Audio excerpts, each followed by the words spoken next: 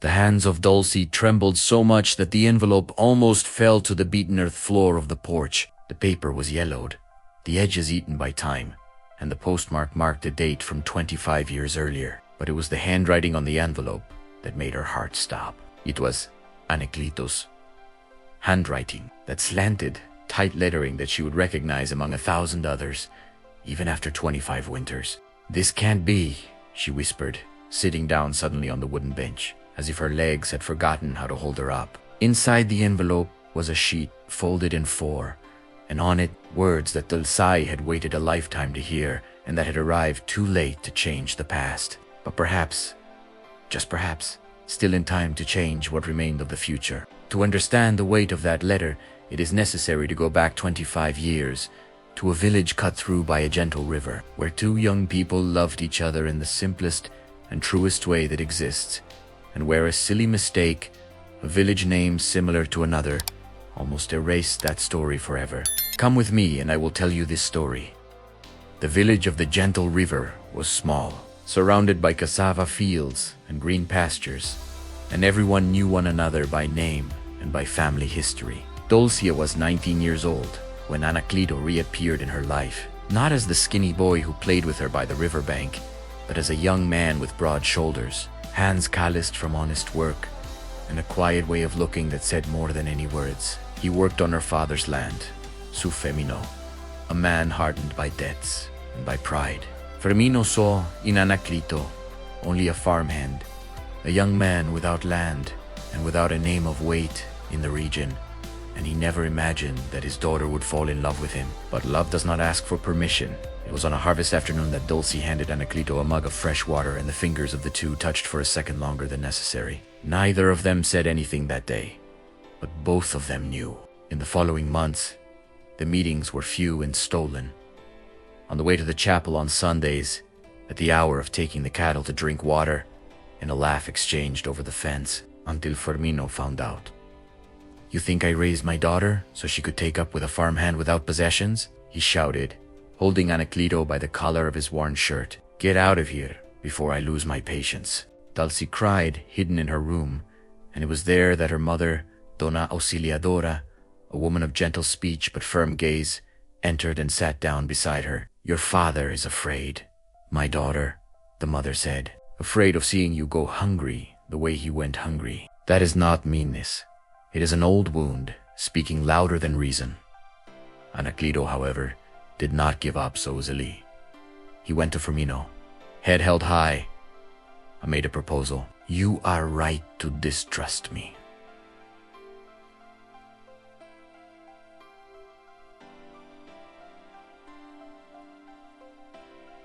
Suf, primera ave, no land. Primera ave, no name. But I have a strong arm and the will to work. Give me 1 year.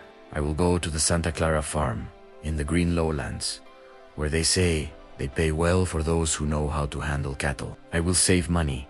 I will prove that I am worthy of your daughter, and I will return to ask for her hand, as a man who can support himself." Firmino laughed, unbelieving, but there was something in the young man's firmness that made him yield, if only to get rid of him for a while.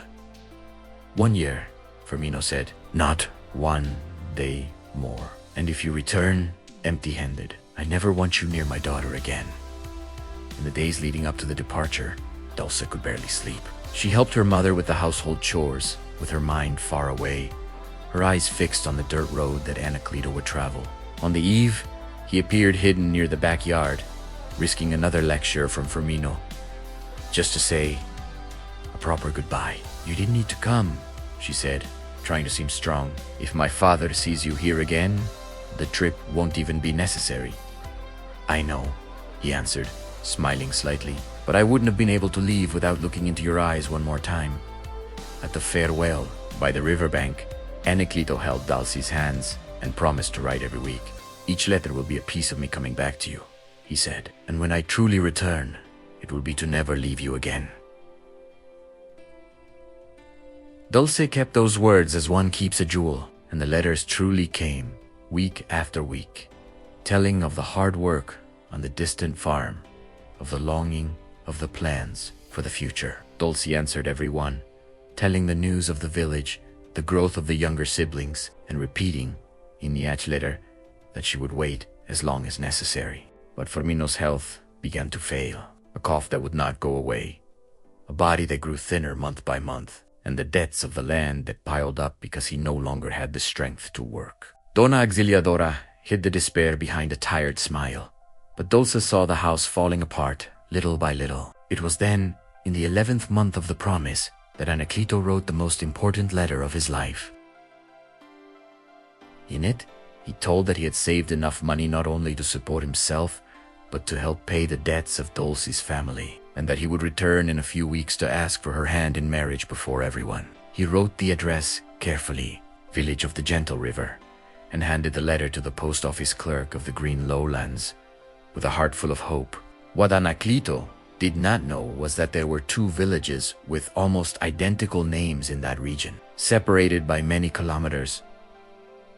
The village of the Gentle River, where Dulcia lived, and a smaller settlement called Village of the Little Gentle River, which the post office clerk, tired and hurried, confused when stamping the envelope. The letter never arrived, and it was filed away, along with so many other misaddressed letters, in a forgotten section of the post office, where it would remain stuck for 25 years, without a reply and without knowing of the error. Anacleto waited 1 month, then 2. No letter from Dulce arrived either, because she, thinking that he was only busy preparing for the return, decided to wait in silence, without imagining that he interpreted that silence of hers as an answer. She must have chosen another path, Anacleto thought, his heart tight. Perhaps her father arranged something better. I will not insist where I am not wanted. And so, out of pride and out of pain, he stopped writing. In the village of the Gentle River, Fermino died before the winter ended, leaving the family with debts, little land, and a silence from Anacleto that no one knew how to explain. Dulce cried for her father and cried also for a love that seemed to have come undone without explanation, without farewell, without a last word. He promised he would return. She said softly to her mother at night, he promised. Sometimes people promise with the heart and life does not allow them to keep it. Donna Auxiliadora answered, trying to console without knowing, she too, the true size of that mistake. The following months were the hardest the family had ever faced.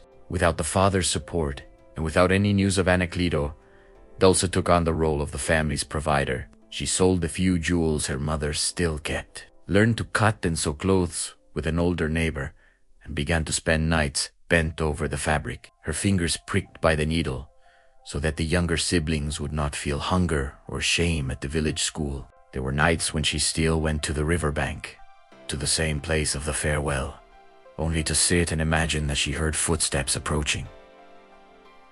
She never heard them. With time, she learned to keep that waiting only to herself, without telling anyone, because the village already whispered too much, and she did not want to give the gossip the pleasure of one more tear. Are you going to keep waiting for that man your whole life? An aunt asked once, with that tone of someone who thinks they are helping. I am not waiting for him, Dulce answered, without lifting her eyes from the sewing. I am just living my life the way I can. If one day he returns, he will find me standing. If he does not return, I will also be standing. And so, between one piece of clothing and another, between a brother graduating from school and a niece learning to sew at her side, the years went by, and Dulce became, without realizing it, the most respected woman in the village of the Gentle River. 25 years passed, like the river that runs without hurry, but without ever stopping. Dulce never married. She raised the younger siblings alone beside her mother, learned to sew to support the house, and with time became the most respected seamstress in the village of the Gentle River, teaching the craft to orphaned girls and women who needed a path of their own. The people of the village, who before whispered about the girl who was left an old maid, abandoned by her boyfriend, now spoke of her with admiration. Donna Dulce, a woman of fiber, who raised the whole family with her own hands. Inside, however, a question never stopped hurting. Why did he simply disappear? Hundreds of kilometers away, in the green lowlands. Anacleto also never married. He worked so hard and with such dedication that, with time, he became owner of part of the lands of the Santa Clara farm, a man respected for his word and for his honesty. But he was also a quiet man, of rarely smiles, who kept in a tin box a ribbon of hair that Dulcie had given him on the day of the farewell by the riverbank. "Have you never thought of marrying Sue Anacleto?" the younger employees of the farm would ask. "I already loved once, and I loved properly," he would answer, without going into details. That fills a man for an entire lifetime, even when the love does not work out.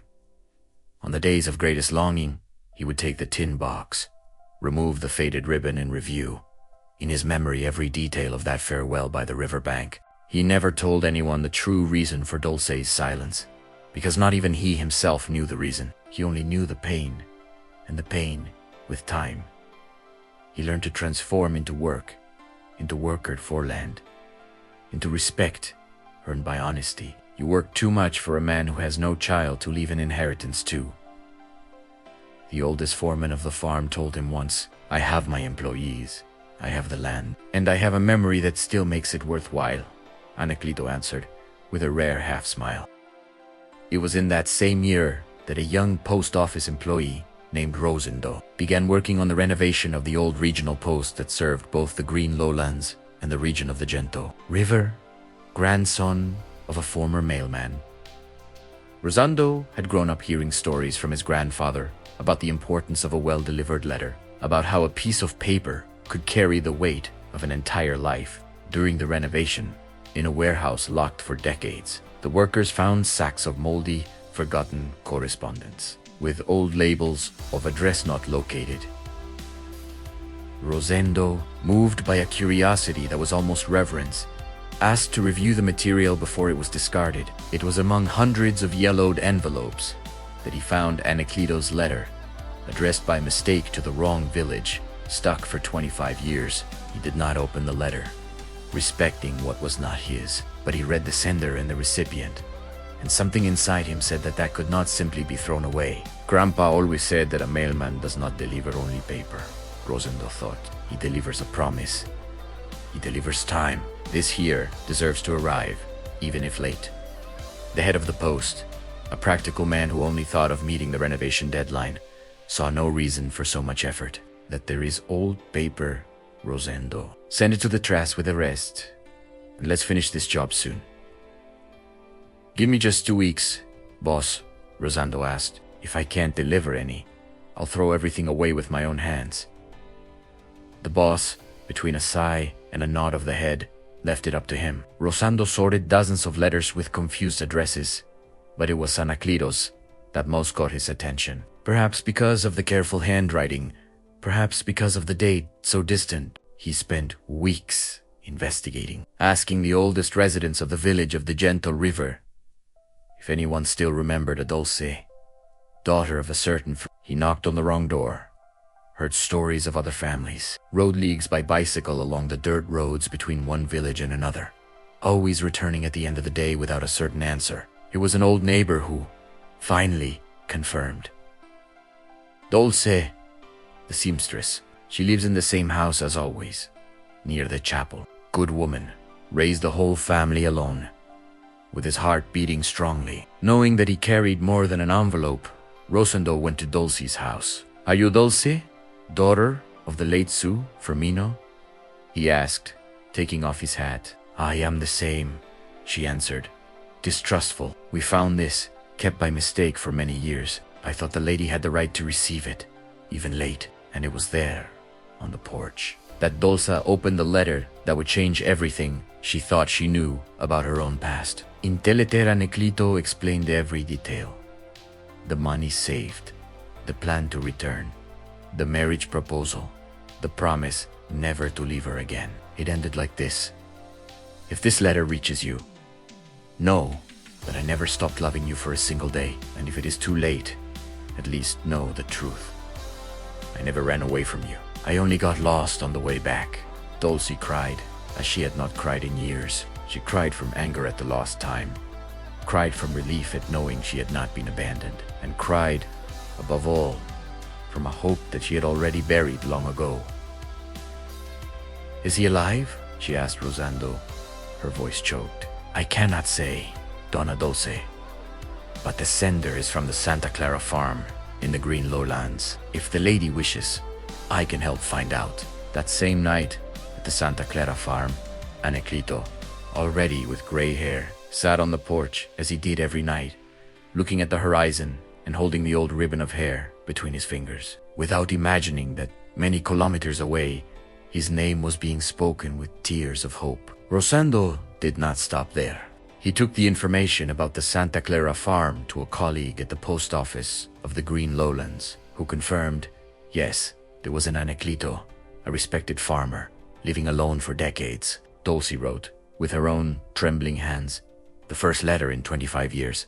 She told the truth from her side, that she never received a reply, that her father died, that she waited until she could wait no more, and that only now, with the lost letter in her hands, she understood that neither of them was to blame for that. If there is still a piece of time for us, she wrote at the end, I would like to use it, even if only to look into your eyes one more time, and say that I also never stopped waiting, even when I no longer knew for whom.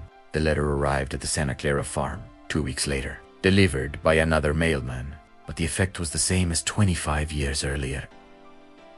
Anacleto's hands trembled upon recognizing the handwriting.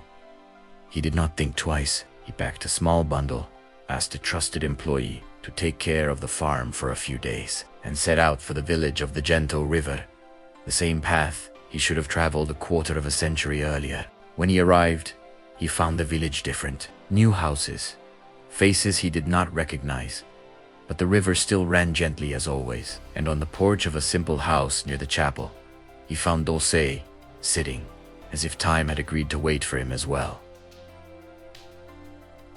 She stood up slowly. He stopped a few steps away, afraid that it was a dream. I promised I would return to never leave you again. Anacleto sighed, his voice hoarse with emotion. I took 25 years, but the promise never died inside me, nor inside me, Dulce answered, and the tears finally mixed with a smile. Only a letter got lost along the way, the love that never got lost. They approached, like someone afraid of startling a memory, and held her hands. Now marked by the work of so many years of sewing, I carried guilt this whole time. Anacleto sighed. I thought I had lost you, through my own weakness, for not having returned sooner, and I carried shame, Dulce answered, thinking I had not been enough for you to want to return. We lost so much time blaming ourselves for something neither of us did. Then let's stop looking back, he said, and use the time that is left looking only forward.